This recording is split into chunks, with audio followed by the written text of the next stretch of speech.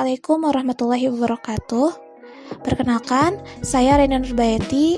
Dalam video kali ini, saya akan mencoba menguraikan bagaimana peran agama dan penyuluh agama dalam menjawab tantangan global. Nah, yang pertama itu, apa sih definisi dari globalisasi? Kata globalisasi diambil dari kata global, yang maknanya ialah universal. Dalam kamus populer dijelaskan bahwa kata globalisasi adalah pengglobalan seluruh aspek kehidupan, perwujudan, perombakan, peningkatan, atau perubahan secara menyeluruh di segala aspek kehidupan. Roland Robert dalam Agustinus Purwantoro mendefinisikan globalisasi sebagai konsolidasi bangsa-bangsa dan masyarakat yang semakin meningkat menuju satu sistem ekonomi, politik, teknis yang semakin mengglobal, yang independen. Nah, dalam menyikapi arus globalisasi ini, maka dibutuhkan sesuatu yang dapat menghentikan atau setidaknya mengurangi pengaruh buruk dari adanya globalisasi. Oleh karena itu, video kali ini akan mencoba menguraikan bagaimana sih peran agama dan penyuluh agama dalam menjawab tantangan global. Agama dan modernisasi harus saling berhubungan, sehingga manusia dapat meningkatkan kualitas hidupnya di masa depan.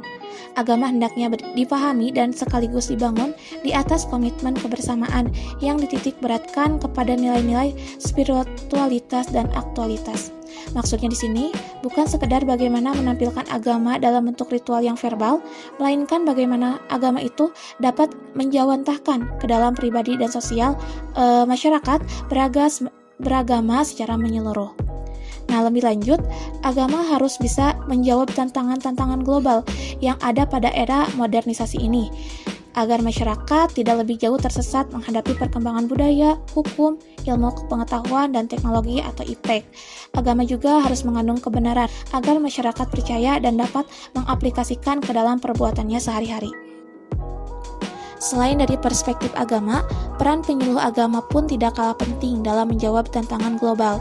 Mubarak mengemukakan bahwa penyuluhan agama dapat dipahami sebagai usaha memberikan bantuan yang bersifat psikologis, mental, spiritualitas kepada seseorang atau sekelompok orang yang sedang mengalami kesulitan lahir dan batin dalam kehidupannya.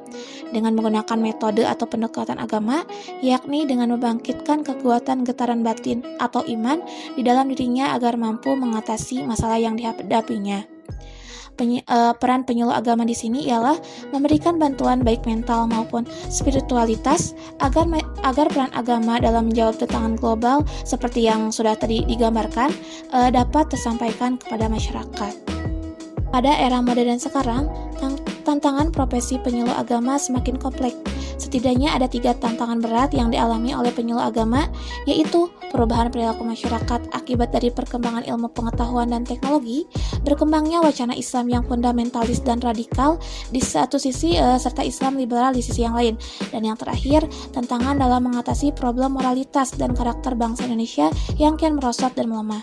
Nah, dalam menjawab tantangan global, penyuluh agama tidak dianjurkan untuk menghindari cepatnya arus globalisasi, tetapi sebaliknya, penyuluh agama harus bisa mengimbangi dan mengikuti arus globalisasi sesuai dengan syariat Islam, sehingga tugas, fungsi, dan peran penyuluh agama tetap berjalan sesuai dengan semestinya.